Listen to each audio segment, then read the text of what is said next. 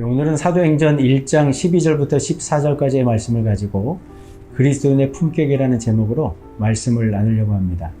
오늘 본문을 보면 120명의 성도들이 마가요한의 다락방에 모여 있는데 제가 주목하고자 하는 한 사람은 셀롯인 시몬입니다. 아시는 것처럼 예수님의 12제자 가운데 하나인데 이 셀롯인이라는 것은 열심당원이라는 말입니다.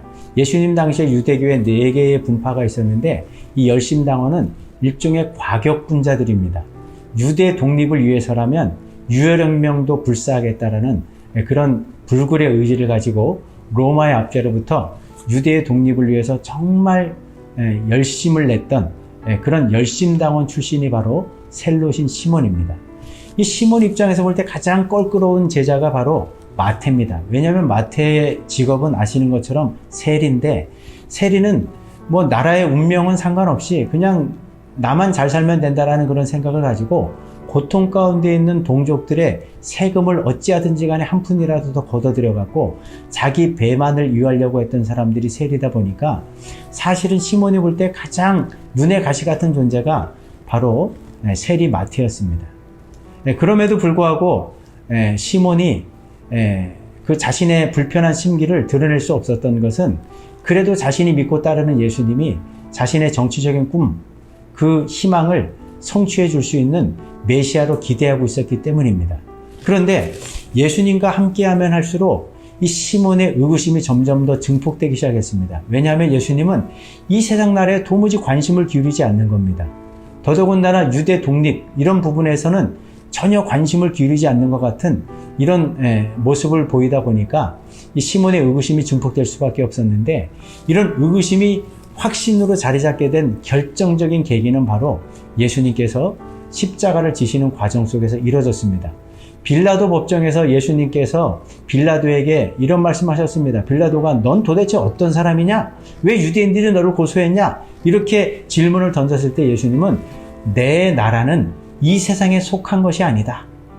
그러면서 예수님의 유일한 관심은 하나님 나라에 있다라는 이런 말씀을 하셨고 또 이 재판을 받고 십자가를 지는 과정 속에서 엄청난 고통과 고문이 가해졌는데도 불구하고 아무런 저항도 하지 못하고 아무런 저항도 하지 않으시고 너무나 연약한 모습으로 너무나 나약한 모습으로 너무나 무기력하게 죽어가시는 그 예수님의 모습을 목격하면서 시몬의 꿈은 순식간에 깨어지는 것만 같았습니다.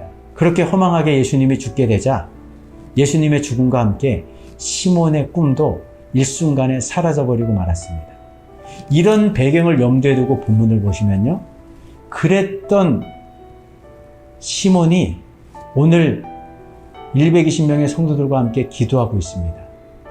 이거는 자연스러운 장면이 아니라 이상한 장면입니다.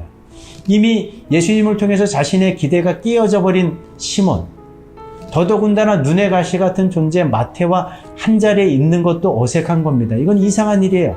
더더군다나 칼을 빼드는 것이 아니라 칼을 어디다 던져버리고 120명 성도들과 함께 간절하게 기도하고 있다는 이 모습은 정말 이상한 장면입니다. 무엇이 이 정치적인 이념에 사로잡혀 있던 시몬의 삶을 뒤바꿔 놨을까요? 그건 다른 게 아닙니다. 아시는 것처럼 예수님의 사랑입니다.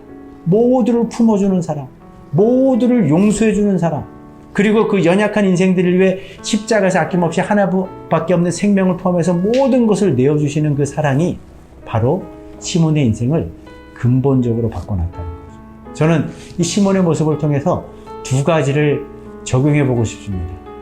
우리도 인생을 살다 보면 시몬과 마태의 관계처럼 깨어지거나 불편한 관계에 있는 분들이 있는데 그런 분들에게 어떻게 다가서고 있는지, 예수님의 교훈에도 있지만 우리는 1만 달란트의 빚을 이미 탕감받은 자들입니다. 그렇다면 우리에게 아무리 잘못한 사람이 있어도 100데나리온의 빚받게 되지 않는데 그런 사람을 그리스도의 사랑으로 품어내지 못한다면 어떻게 그리스도의 품격을 가진 성도라고 말할 수 있겠습니까?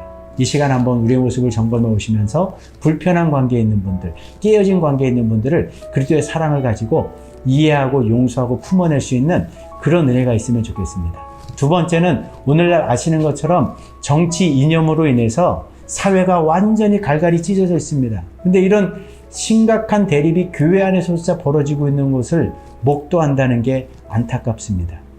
내가 정치적인 입장과 또 생각은 달라도 서로를 품어줄 수 있으면 좋겠습니다. 서로를 존중해 줄 수 있으면 좋겠습니다. 일부 사람들이 보여주는 것처럼 시민사회가 보더라도 눈살을 찌푸릴 수밖에 없는 그런 무례한 모습은 그리스도인이 가져야 될 품격이 아닙니다. 내와 입장이 달라도 시몬처럼 품어주고 이해하고 존중할 수 있는 이런 모습을 통해서 정말 세상 사람들이 감동할 수 있을 만큼의 그 그리스도의 사랑, 그 품격을 우리의 삶을 통해서 증거할 수 있는 그런 은혜가 있기를 주의 이름으로 축복합니다.